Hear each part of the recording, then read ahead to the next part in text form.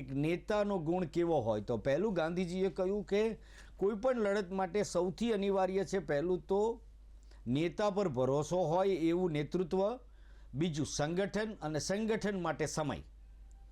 તો ગાંધીજીએ ભરપૂર સમય આપ્યો અને પછી તો એમને એમ લાગ્યું કે આ પ્રજાની મુશ્કેલીઓનો તો પાર જ નથી, એટલે એમણે સમગ્રપણે પોતાનું જીવન અંગત જીવન જેવું ન રહ્યું ને જાહેર જીવનમાં બદલાઈ ગયું અને એમની સંપત્તિ વિસર્જન કર્યું, આર્થિક ઉપાર્જન પોતાના માટે કરવાનું બધું જ બંધ કરી દીધું અને ખૂબ સાદગીથી રહેવા લાગ્યા. એટલે પ્રજાને ભરોસો ક્યારે બેસે?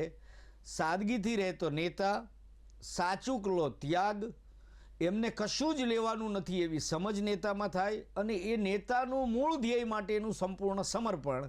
આ ગુણો જે ગાંધીજીમાં હતા એનાથી દક્ષિણ આફ્રિકામાં રહેલા એશિયનો અને પછી ભારતના લોકો આકર્ષાયા અને એ બ્રિટિશરોને ખબર પડવી જોઈએ કે આ કઈ કક્ષાનો ત્યાગ કરી શકે એવો માણસ છે.